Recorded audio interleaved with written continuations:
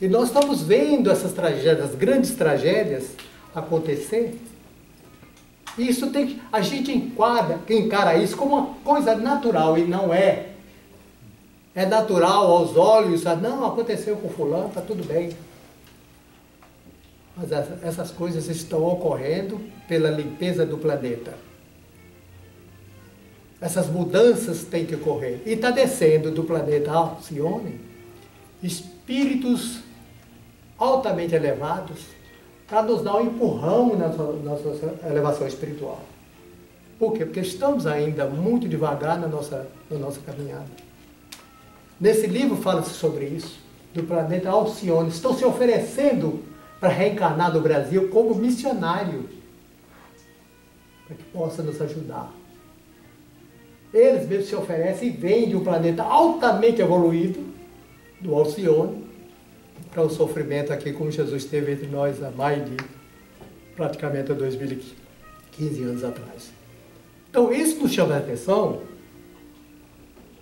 que essas tragédias naturais que estão acontecendo, tanto no Japão como na Indonésia e outros mais, não quero dizer aqui, às vezes quando eu digo isso, a minha mulher fica um pouco receiosa, eu gosto de falar, mas quedas de aviões, onde desencarnam 200, 300 pessoas, e a gente volta, vai para lá, vai para cá, mas o dia que tiver ser, será. Faz parte também dessa mudança do nosso plano terrestre. Tudo isso. Às vezes nós estamos resgatando, através de uma tragédia dessa, as mazelas que nós praticamos lá no passado. As mazelas que nós deixamos lá no passado. E às vezes só num acidente muito sério, que a gente praticamente não fica zerado, mas a próxima reencarnação será com mais tranquilidade. E sabemos também que há espíritos que se oferecem, né? Que tem um pouco mais de sabedoria e conhecimento, como missionário. Não vem aqui como sofredor, não. Vem aqui e sofre com a resignação, porque não adianta também você estar sofrendo e estar praguejando contra Deus. O sofrimento faz parte do crescimento do ser humano, em qualquer situação que estejamos. Mas às vezes a gente dá uma topada e briga com todo mundo. Não é. Às vezes a cabeça da gente começa a doer, ou ter um problema físico, e daí a pouco a gente começa a praguejar. E por que comigo? Por que está acontecendo comigo? Como se a gente fosse melhor que todo mundo. E não é. A gente é iguais a todo mundo. Então é preciso que a gente mude essa postura e procurar caminhar na direção da nossa reforma íntima e moral, que a gente não precise mais de voltar a esse plano aqui. Eu pediria licença a vocês para me fazer, claro que não vai dar tempo de tudo, acho que não, né? Quanto tempo a gente já tem? Tem mais 25 minutos programados, depois muito bem. No item 6, ele começa dizendo o seguinte: se há males dos quais o homem é a principal causa nessa vida, há outros que, pelo menos na aparência, lhes são completamente estranhos e parecem atingi-lo como por fatalidade. Daí é, por exemplo, a perda de seres queridos que sustentam a família. Tais são também os acidentes que nenhuma precaução pode impedir. O revés da vida que torna inúteis a todas as medidas de prudência. As calamidades naturais, as enfermidades de nascença, sobretudo as que tiram tantos infelizes os meios de ganhar a vida pelo trabalho. As deformidades, a idiotia, o cretinismo. Isso faz parte daquilo que eu disse anteriormente, que tem pessoas da mesma família que tem 4 ou 5 filhos. 3 filhos nascem com muita saúde e um filho nasce atrofiado, com problema mental. Não é? A gente já viu e vê, nós temos vizinhos assim.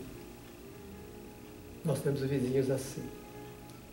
Agora, essa vizinha é muito estudiosa, chegou a se formar, né, fez um curso superior, mas os pais não a abandonaram, fizeram síndrome de Down. Fizeram tudo que podia. Ela hoje é uma professora e dá palestra fora. Você vê que esforço que esse espírito fez, que impulso que os pais teve uma prova muito grande e cumpriu aquela prova com elas, porque isso é uma prova difícil para a família, porque tem pais e mães que não aguentam e abandonam. Há pouco tempo eu estava assistindo a televisão lá em São Paulo, lá em casa, e por acaso falou sobre isso. Uma senhora, já bastante idosa, uns 45, 50, não tão idosa assim, mas já bastante castigada do seu sofrimento, carregando um garoto de 16 para 17 anos no braço, pobre, todo deformado.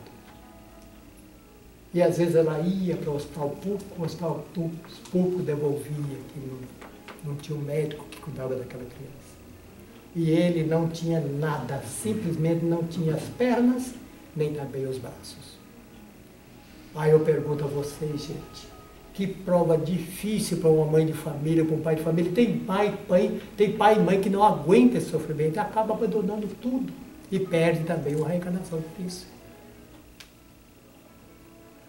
Aí a gente vê porque uns nascem com qualidade de vida, uns até tomam a direção de ficar com uma vida muito boa financeiramente falando, e o outro vai viver uma situação de penúria. Tudo isso faz parte de causa e efeito, ação e reação. Deus jamais iria permitir que nós, seres humanos, fosse penalizado por aquilo que não fizemos, de forma nenhuma. Continuemos. Aqueles que nascem nessas condições seguramente não fizeram nada nessa vida para merecer uma sorte tão triste, sem solução, sem reparação, e não puderam evitar, estando impossibilitados de as mudarem por si mesmos, que expõem a caridade pública. Por que então seres tão desventurados e infelizes encontram a seu lado, sob o mesmo teto, na mesma família, outros são favorecidos sob os mesmos aspectos? Por que isso? Porque aquele que tem a saúde perfeita não tinha débitos tão cabeludos. Aquele que veio com essas atrofias tinha problema a resgatar. E nós devemos muito agradecer ao Pai de joelho no chão. Obrigado, meu Pai, por ter os dedos das mãos completos e ter o dedo do pé completo e estar caminhando. Obrigado, meu Pai, pela saúde que eu tenho. Eu estou com 78 anos, vou virar para 79 agora em janeiro, se Deus me permitir. E não tenho inveja de quem tem 20 ou 30. Não tenho inveja. Sinceramente, não. Eu tenho uma saúde que, graças a Deus, agora mesmo eu fui lá, minhas taxas estão todas legal. Tudo bem. Mas também é controlado. Eu não vivo a minha vida de farra, de bebida alcoólica, essa coisa de ficar tombando no meio da rua, de fumos e etc, etc. Sempre foi equilibrado nessa situação. E é por isso que a gente, às vezes, acaba no meio do caminho pela intemperança, pela maneira de viver, e você acha que está vivendo a vida que tem que viver. Tem pessoas que entram numa farra num dia e só saem no fim de semana. E acha que ali é que é viver. Não é. Isso não é vida para ninguém. Então a gente tem que olhar essa situação de outra maneira, não assim. Aí ele vem assim: o que dizer, enfim, dessas crianças que morrem ainda por pequeninas, que apenas conheceram na vida o sofrimento? Esses são os problemas que nenhuma filosofia ainda pôde explicar ou resolver até agora. As da normalidade que nenhuma religião pôde justificar, que parece ser a negação da bondade, da justiça e da providência de Deus. Na suposição que a alma e o corpo são criados ao mesmo tempo, e de ter a sorte irrevogavelmente fixada após o estado de alguns instantes da terra, quem fizer essas almas que acabam de sair das mãos do Criador para suportar tantas misérias aqui na terra e merecer no futuro a recompensa ou a punição qualquer, se não fizeram nem o bem nem o mal? E aí? Quem fizeram essas crianças que não tiveram nem tempo de vivenciar? Né? Nem tempo de viver. Vocês conhecem casos assim. De pessoas crianças que nem chegam a nascer direito e já vão mortar. Estão ligados ao seu processo reencarnatório. Estão ligados ao seu processo de outrora. E é uma prova muito grande para os pais, que tem pais e mães que é doido, loucura para ser mãe, não é. Luta nessa vida todinha, fazendo tudo que se pode fazer. E às vezes não consiga ser mãe. Por quê? Porque outrora essa mãe possivelmente praticou uma série de abortos e quando renascem, tem aquela vontade imensa de ser mãe e não consegue. Aí elas conseguem se adotar as crianças, o que devem fazer. A gente aconselha sempre isso. As pessoas às vezes nos pedem conselho, fala, adote. Né? Adote. Faça o seu trabalho. Se não puderem ter um filho, mas adote um. É o filho da alma, do coração. Não é? Entretanto, em virtude dos princípios de que todo efeito tem uma causa, essas misérias são efeitos que deve ser uma causa, que deve ter uma causa. Desde que admita um Deus justo, essa causa deve ser justa. Portanto, como a causa vem sempre antes do efeito, se não está nessa vida atual, deve estar na anterior a essa vida. Ou seja, na existência anterior. É certo que Deus não pune o bem que se faz, nem o mal que se faz. Somos punidos é porque fizemos o mal. Se não fizemos nessa vida, seguramente o fizemos em outra. É uma conclusão do qual é impossível fugir, que demonstra a lógica da justiça de Deus, da justiça divina. Porque muitas pessoas dizem assim, meu Deus, eu estou sofrendo. Por quê? Por que essa justiça comigo? Aí pragueja contra Deus, pragueja contra todo mundo, por falta de conhecimento doutrinário, por falta de estudo evangélico. A única, desculpe, mas eu vou puxar muito pela minha sardinha. Eu sou espírita por convicção, não por tradição. A única realidade que nos mostra o porquê estamos aqui, de onde viemos e para onde vamos, é a doutrina espírita. Ela é muito clara sobre esse aspecto. Ela nos dá a oportunidade da gente fazer a nossa caminhada e mudar a nossa postura, o nosso conceito. É claro que a natureza não dá saltos velozes, como já disse anteriormente, mas é necessário que a gente olhe isso com uma nova visão. Não é?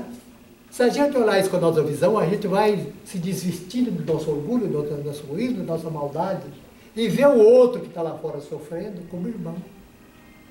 A palestra aqui sobre isso, que nós estamos conversando aqui, é sobre isso. Sobre as causas e efeitos. Isso é muito importante que a gente tome esse conhecimento, porque nós que estamos aqui nessa hora, nesse momento, com certeza, se tiver 30 amigos que estão aí, mas também tem 100, 200 amigos espirituais que vêm aqui, através das nossas palavras articuladas, nos ouvir. Todo centro espírita sério, bem conduzido, ele tem muitas entidades que nos ajudam e vem nos ouvir. E vem nos intuir, porque a gente não tem... O palestrante não é capaz, talvez, de dizer uma palavra se ele estiver sozinho.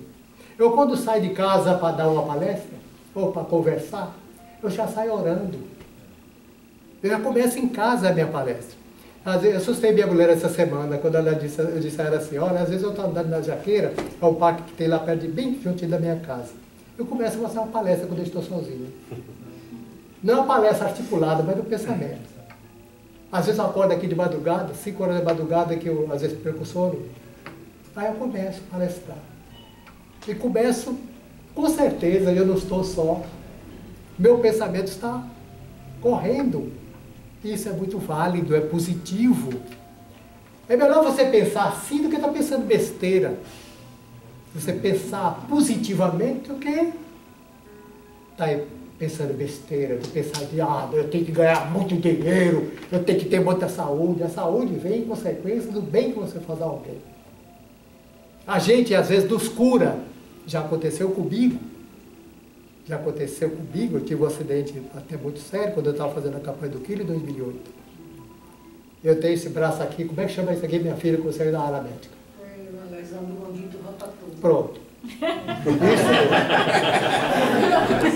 Isso.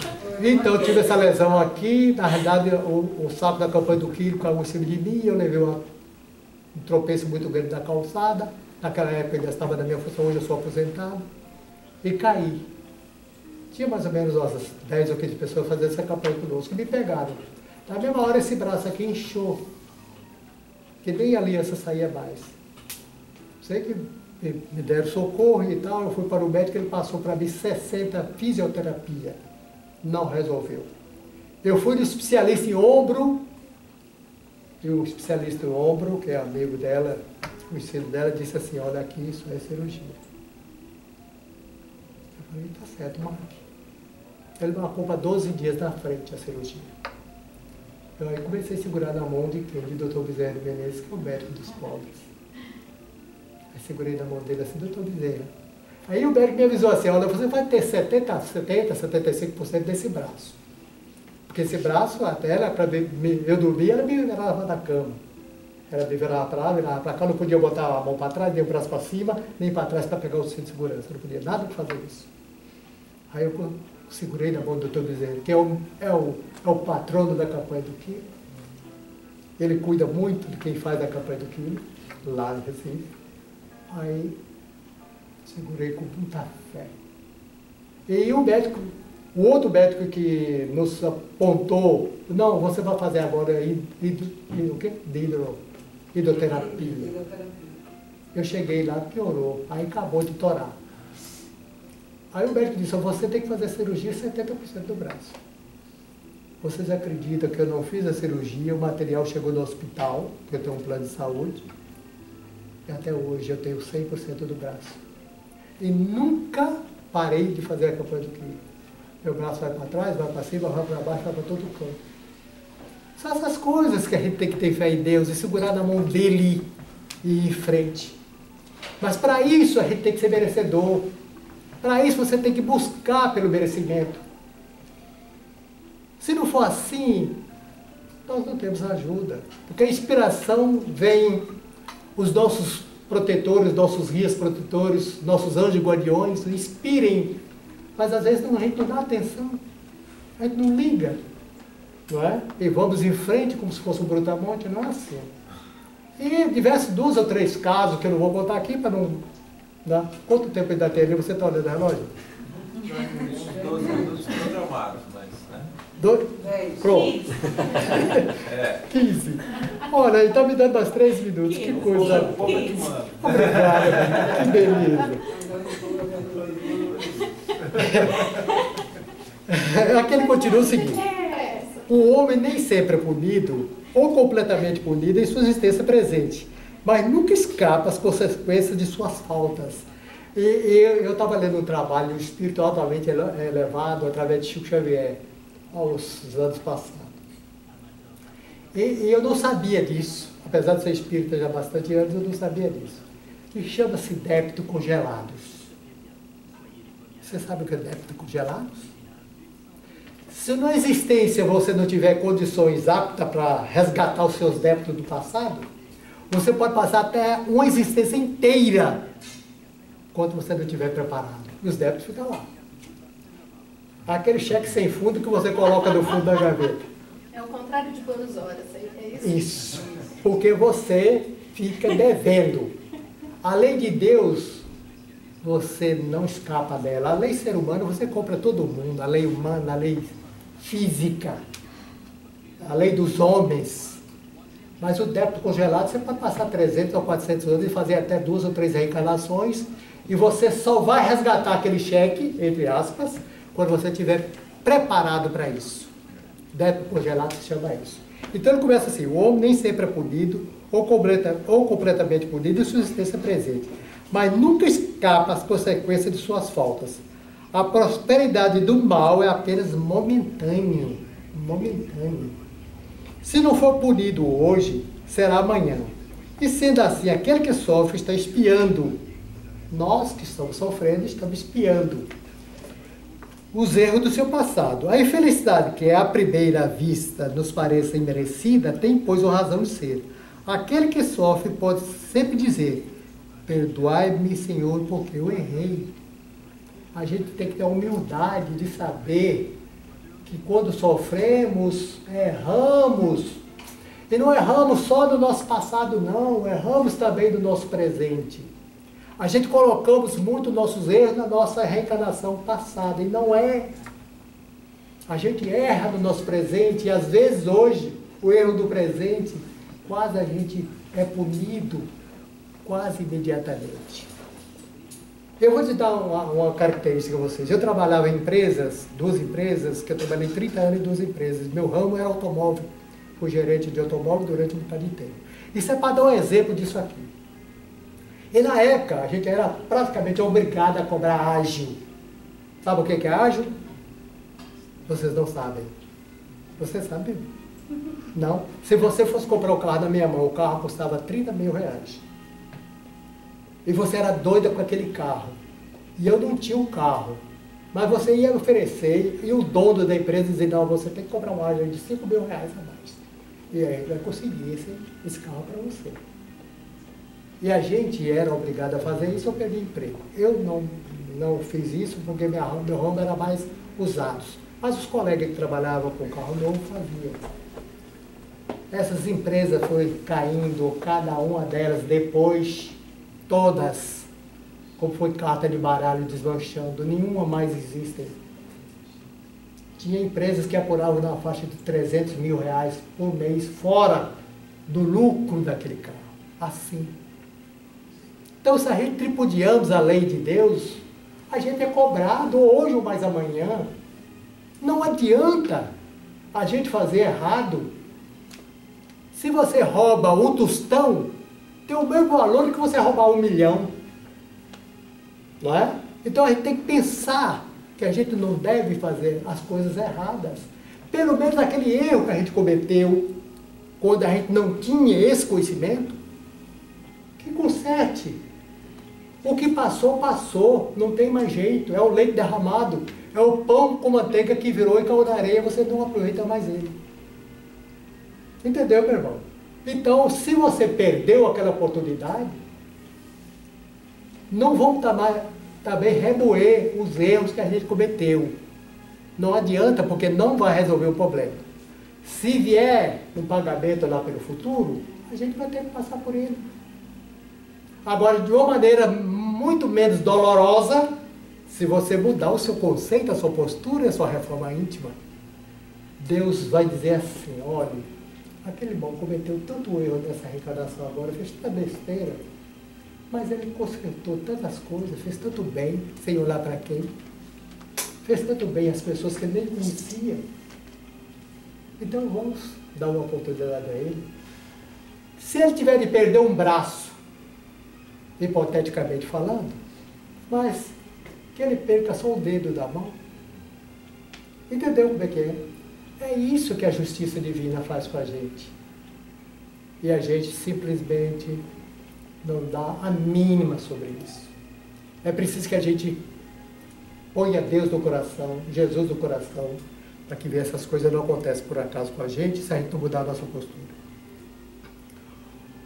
Isso é o item 7 aqui. O sofrimento que nos defrontamos na vida presente, devido às causas anteriores, são, na maioria das vezes, como também causas das faltas atuais, que eu dizia agora há pouco.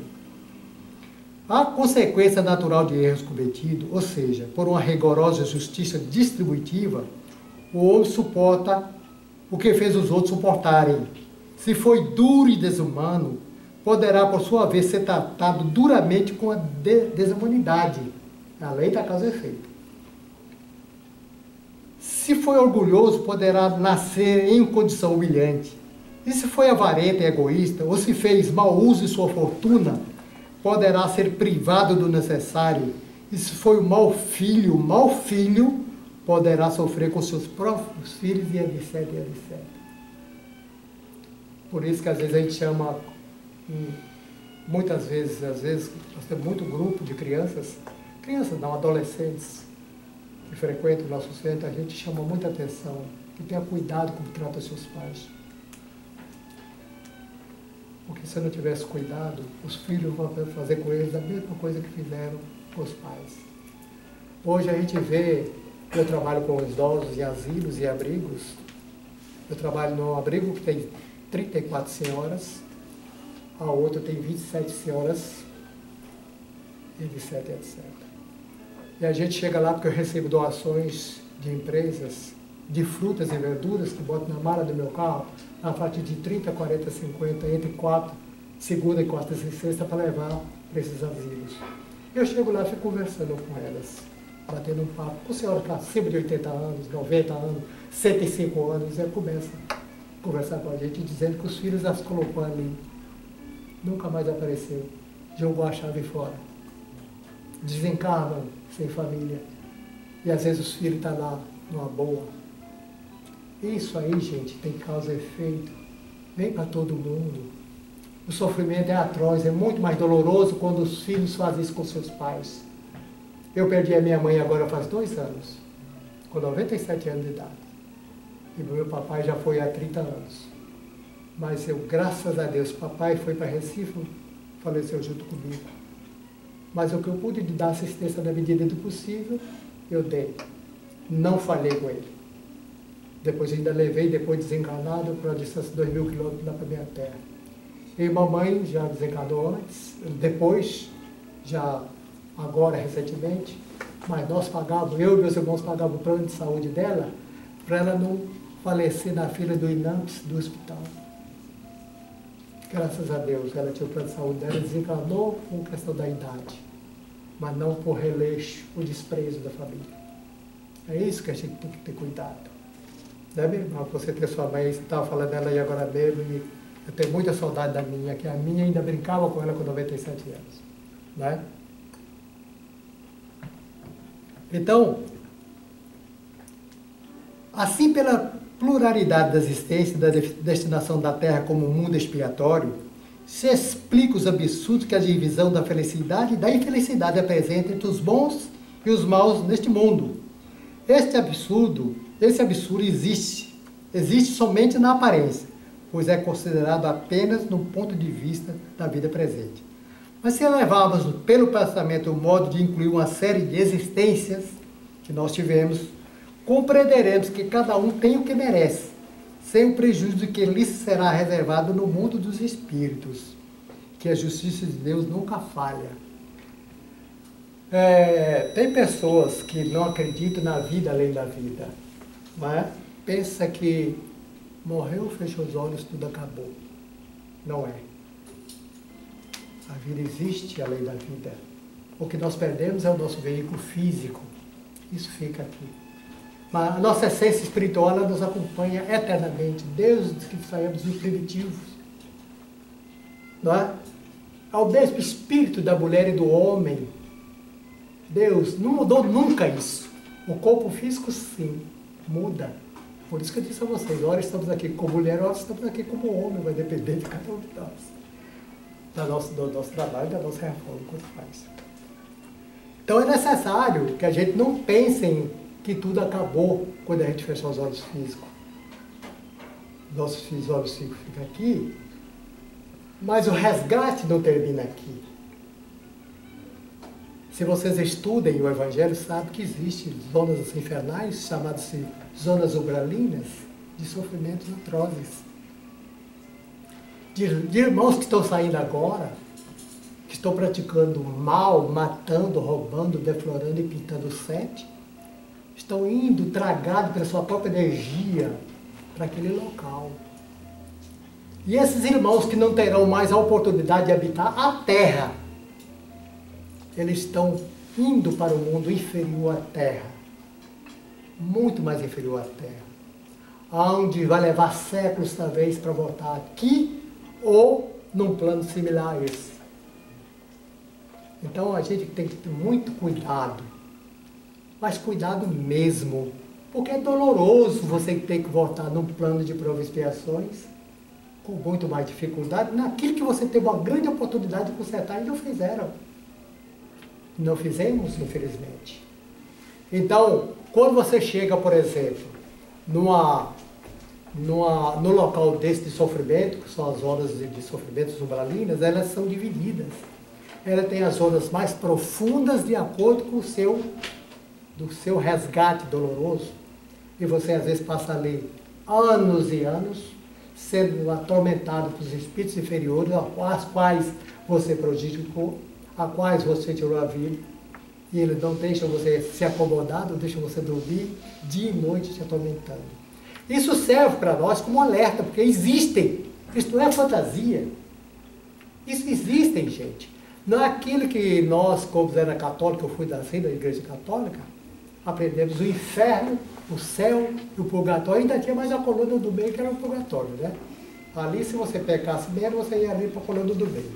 Se você pecasse mais, você ia para o inferno de cabeça para baixo e o diabo cutucando vocês de todo jeito. ou então iria para o céu. Aí eu perguntaria a vocês o seguinte: qual é o pai de família, mesmo que esteja um filho errado, o filho está lá no inferno queimando definitivamente, e você do bom lá no céu e vendo que seu filho está sofrendo? Deus não ia penalizar nunca um pai de família nem seu filho no fogo do inferno. Não existe inferno. O inferno está aqui, de acordo com a nossa vivência. O